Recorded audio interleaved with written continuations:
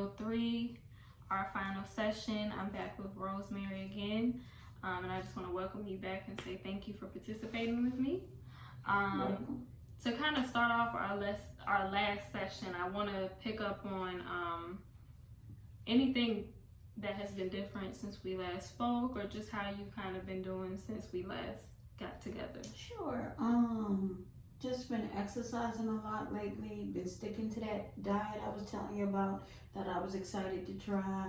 I've lost 7 pounds already, and just really working on myself and taking time for myself. And because I haven't done a whole lot of that in the years, it's like a new feeling for me. It's like almost like a new baby that you're nurturing. So I mean, I've been enjoying myself. I've been doing what I want, when I want, how I want, and I don't know how that feels. So I'm getting used to that. So I love it.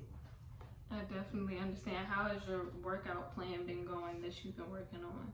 It's been good. I've been doing an hour a day. Either I do it in the morning before I go to work, but my problem is if I do it in the morning before I go to work, I tend to still do it in the evening again.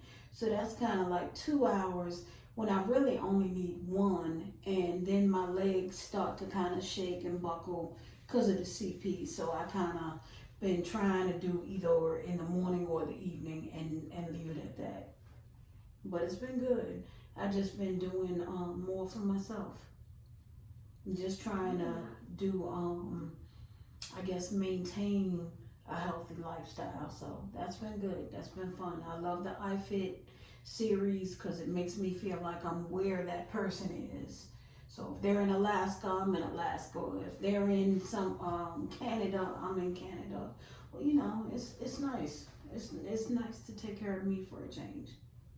Good. I'm sure that it feels great to finally be able to put the time in that you want to focus on yourself.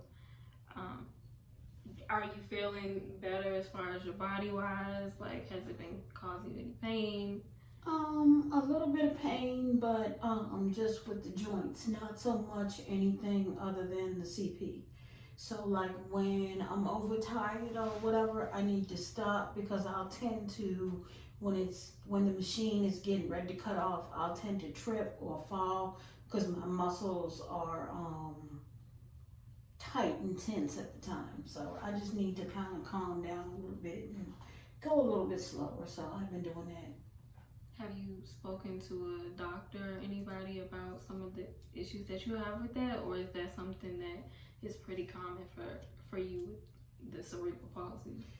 It's pretty common for anybody with cerebral palsy. So the only thing I will say that it really helps with is it's helping my stamina. Last week, me and a friend of mine went to Monument Park, and I've never been able to go past the zoo area. I did the whole park in less than 45 minutes. Great, that's great. And I didn't even know they had a flower area. So I really, I'm really doing good. I'm proud of myself. I'm proud of the work I'm putting in. And it's starting to show. I'm losing weight on my face and it's coming down on my body. It's taking a little while, but I'm getting there. I'm actually interested to know, like, are there any other ways that having the cerebral palsy has affected you over time? Like, as far as you having to deal with that, you said since you were growing up and that sort of thing, what other ways has it kind of hindered you? I didn't get my license to drive until I was 50. I didn't feel like I had enough strength in my legs. So, I mean, now I'm able to do that, but I'm only able to maybe ride for like a half hour, 45 minutes before my feet start to bother me. And then, what other ways has it hindered me? I tend to hold one side of my body, and it's out of habit. It's not out of need. It's more like I've always done that. One side is weaker than the other. So from what I understand, it's partly a brain thing too, where you'll hold one side, not having to, but it's just out of repetition. And then I am off balance in the morning. So if I first wake up in the morning and I directly jump up, I'll probably fall. Other than that, I've been able to live with it. I think that's amazing to know that you struggled with it for so long and you've gotten to a place where now you're able to kind of notice things as they happen and before they happen because you're used to it at this point, but you're still able to keep yourself going and pace yourself. Absolutely. Oh, you can. There you go. Also, to pick up on our last conversation, we spoke a lot about boundary setting and things like that. So, how have things been going in your personal relationship since we spoke? I think wonderful. I'm able to really communicate more what I want from somebody and what I need from them, and also,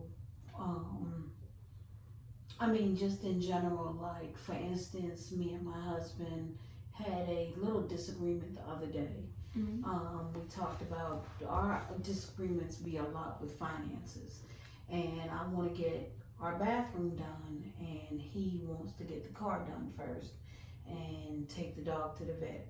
It might sound like minor things, but it's not minor when you don't speak up for so long.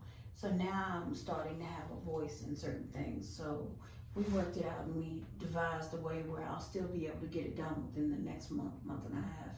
But where we're working together as opposed to working against each other.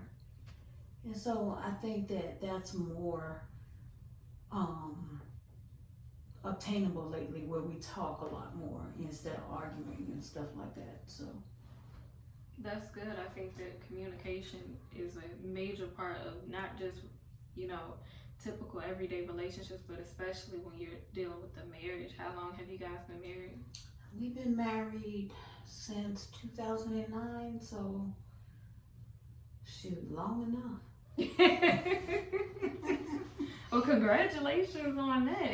Well, thank you. But we've been together since I was 22, so he might ride or die, but I really do appreciate the fact that we're growing old together as opposed to how two people, when the kids leave the nest, you have nothing really in common anymore other than the kids. But we thoroughly have been enjoying each other's company and just really, I feel like I'm getting my best friend back, so. That's good, especially when you say in addition to that, you've been learning to speak about certain things and how you feel when it comes to certain issues. Was that a problem for you before, you feel like, in that specific relationship? Yes, because I came from a relationship of abuse before I met him. So a lot of times if you raise your voice, or my husband's very vocal, so if you raise your voice or anything like that, it brings me back to, sometimes it makes me feel like the abuse all over again, or I get tense and I don't want to be bothered. So instead of stating my case, I'd rather just leave it alone and walk away. And then that tends to build up to something where if you haven't had your voice, after a while it's going to explode. So now I don't do that anymore with anybody. If I have a problem, I'm gonna tell you right then and there. And if you like it, I love it. If you don't like it, oh well. But I let it go, and it's not hindering me where I feel like something is weighing me down. Because the more I hold stuff in, I'm not helping myself. I'm helping the other person, but I'm not gaining anything. So I always feel like somebody is using me or coming against me or whatever, but partly I'm to blame because I don't speak up for myself. So now I'm more so speaking up for myself. I think that it's great that you are finding your voice to communicate things, because you spoke a lot about avoidance and when you're confronted with a problem and you feel like walking away is the better option, that can really, like you said, cause you to blow up or cause you to have all these resentments and feelings that just aren't very pleasant. So for you to now take more control of that, I'm sure that it actually might be something that he even appreciates because he's able to get feedback and kind of see where things are at. Do you feel like it's putting you guys in an even better place? Yes, because I'm not holding it in, and also now we're able to communicate, and I can see his point and he can see my point, and then at the end we might not come into an agreement at times, but we both know where each other stands, so you can't get mad at the other person's viewpoint. Right. How about your other relationships as far as your friendships and everything? Has that been going well as far as, you know, by you being more vocal and working towards communicating? Yes. Whoever my friends gonna be my friends. Whoever ain't. And I'm at that point. I used to be very much so pleaser, wanting to make everybody else happy instead of my own self happy. And I think that comes from my childhood of being adopted and being in a abusive home and then going to an abusive relationship. So it's kind of like, you know, you learn to stifle your feelings and kind of hide in the corner somewhere, but you're not making yourself happy, you're making everybody else happy. Kind of like out of that fear of rejection or whatever. So now I'm just more vocal about what I want, how I want it, and when I want it. And if you truly my friend, you're going to be there regardless. Because friends going to have disagreements too. I don't have to always be the one to come to somebody's rescue. And I'm starting to realize that at 52, it's not my job. My job is to be the best person I can be. And at the end of the day, hopefully, you know, people will appreciate that. I could definitely understand that. And I think that it's great that you are voicing that now with your friends and kind of giving them the option to either understand where you're coming from or have to reevaluate whatever it is that you guys are disagreeing on. So I just applaud that type of progress because that's not something that everyone is able to do. And I'm sure that that can cause some negative feelings. Is there anything specifically that you're referring to when you say like you've had the opposite experience when you've tried to talk about certain things with your friends? Or has there been a situation recently that's been an issue? Yeah, I've had a friend of mine that I've had been real close friends with for several years, and I've always been the one to come to her rescue as well, like when she needed something. And we're not talking about little amounts, like thousands of dollars at a time. I would loan her without any question.